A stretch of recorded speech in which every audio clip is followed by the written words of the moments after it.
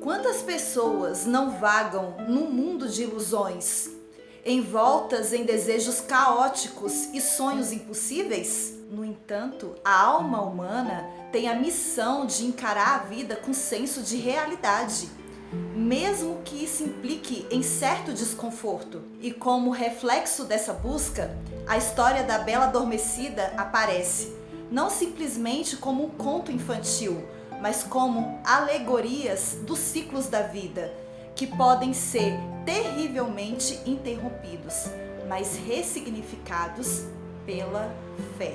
No início da narrativa, vemos a angústia de um rei e uma rainha cujos corações anseiam pela dádiva de gerar uma vida. No entanto, eles não engravidam, desencadeando um sofrimento que reverbera por todo o reino. E por que, indago, devemos nos deixar comover por essa dor? Acaso sofreríamos se essa esterilidade atingisse o príncipe Harry e a sua esposa? É porque os reis dessa história transcendem a mera existência humana. São símbolos que encoam a ordem atemporal, ressoando até os dias de hoje. A figura do rei personifica um princípio ativo, simbolizando o esplendor da lei e alicerçando a estabilidade, como um terreno seguro onde os cidadãos erguem seus lares e preservam seus negócios. Enquanto a figura da rainha personifica um princípio contemplativo, preservando os costumes e tradições, moldando um povo civilizado e fecundando o berço das artes e dos deleites intelectuais. Portanto, a sua esterilidade transcende a impossibilidade individual de procriar, simbolizando o fim da continuidade da identidade de um povo. Sem justiça e cultura, o que seríamos nós? Em nosso âmago, entendemos o reflexo desse símbolo também na nossa vida pessoal, constatando que sonhos não bastam para moldar a nossa identidade no mundo. A lei e a cultura, personificados no rei e na rainha, encontram-se reféns da natureza, sobre o jugo de suas determinações, pois não podemos fazer o que queremos sem duras consequências, quando os nossos desejos vão contra a ordem natural. A verdade se revela. Somos seres interligados no tecido cósmico, sujeito às leis do universo. E então, de volta à narrativa, surge um sapo, símbolo dos desejos, trazendo à rainha a promessa de uma filha, uma aparição de proporções maravilhosas e até inverossímeis, mas de significado espiritual. O animal simboliza a providência divina que atende à súplica humana, como um anjo que traz a notícia celeste, uma permissão concedida para a continuidade da vida. A rainha, abraçando a dádiva preciosa, celebra o milagre com uma grande festa. O rei então convida 13 fadas, desejo de presenteá-las com um prato de ouro. Contudo, tem apenas 12. Cada fada, com sua graça singular, concede uma virtude preciosa à menina, beleza, pureza, dentre tantas outras, exceto pela 13ª. Ela diz que ao completar 15 primaveras, símbolo da entrada da maturidade, a menina tocará num fuso de tear e perderá a vida. Entretanto, a 12ª fada concede um contraponto reconfortante. A jovem não perderá a vida, mas mergulhará em um sono profundo. O mais interessante é que o número 12 simboliza o ciclo completo da vida, tal como os 12 meses do ano, enquanto o número 13, visto como portador do azar, se desvela como a ruptura do ciclo, uma mudança iminente. As fadas simbolizam a revelação das sendas da Bela Adormecida, cujo caminhar há dádivas preciosas.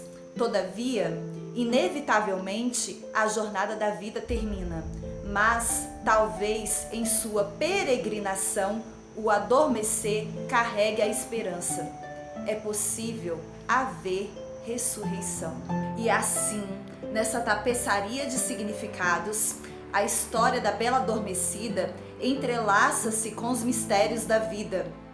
A sua questão principal é: por mais que nossa existência seja virtuosa, ela poderá ter continuidade? Não há uma roda da fortuna no mundo que tensiona as nossas virtudes? O nascimento da princesa e o beijo do príncipe trazem essas respostas.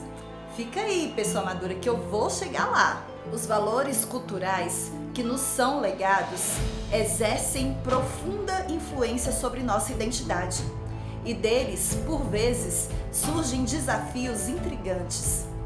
À medida que entendemos o mundo ao redor, crescemos em sabedoria, fazendo escolhas conscientes sobre o que está certo ou errado dentro desse ambiente cultural.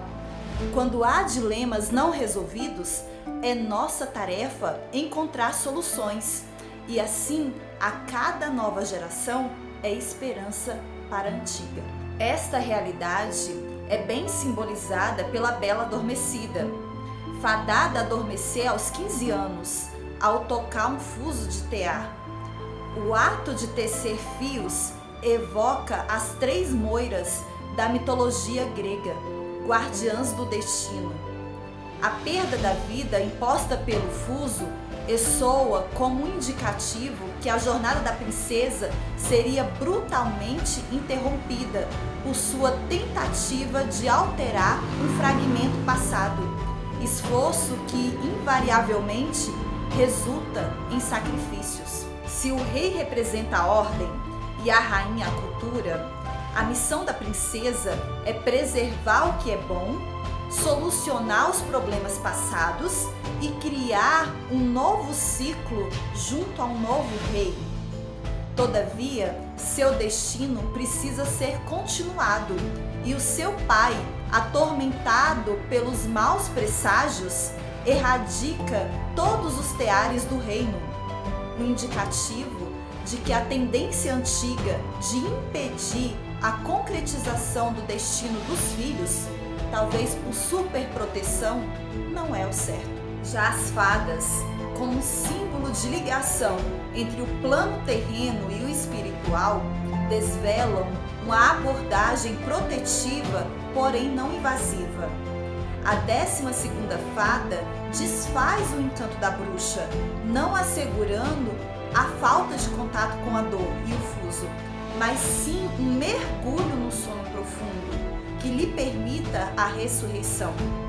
A ideia é que a princesa precisa ter contato com o seu destino e por isso, apesar dos inúmeros impedimentos do rei, ela mergulha num sono profundo. A postura do rei, ao resguardar a princesa, espelha o receio psicológico partilhado por nossos pais e avós em fase das adversidades que o mundo nos reserva.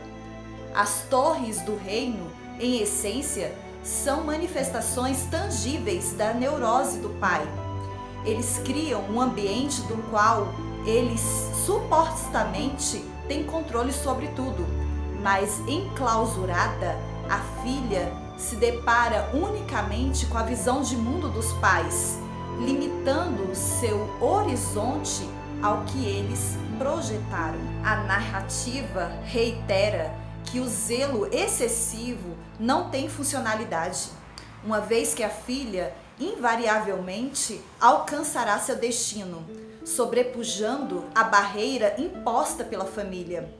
Efetivamente, ela se depara confuso e se entrega ao sono, adormecendo todo o reino junto com ela, até mesmo os elementos inanimados como o relógio. A ideia é que o impedimento do avanço do destino traz consigo consequências indesejáveis. Então, ervas e espinhos cobrem o reino, ceifando vidas que se aproximam por um século, até que finalmente se forme um caminho acessível, o que simboliza que todo mal é passageiro, apesar de ser fatal enquanto dura. Os 100 anos de sono nocivo é análogo à inatividade de pessoas obcecadas com suas tristezas. Após terminar um namoro, por exemplo, uma mulher pode fazer dos seus traumas uma arma para quem se aproximar. E somente com o passar do tempo, esse mal vai sendo curado, até que lhe deixe acessível a um novo amor. E dessa maneira, o príncipe trilha o caminho ao castelo com uma surpreendente facilidade, chegando até a princesa. Seu beijo, além de despertá-la, infunde vida novamente no reino. Esse gesto, por conseguinte, personifica a reconciliação entre o passado e o presente, simbolizado pelo príncipe, e a busca pela harmonização de suas diferenças, criando um novo ambiente. Já não há mais esterilidade nem medo do fuso, dando lugar à aceitação e à inovação. O transcurso de 100 anos se completa e com ele emergem novos costumes que não destroem o legado passado, mas irradiam uma nova aurora sobre o reino. Finalmente, o conto, porque aqui a análise é do conto e não do filme, ensina que a tradição não pode ser bem conservada para quem tem medo do futuro.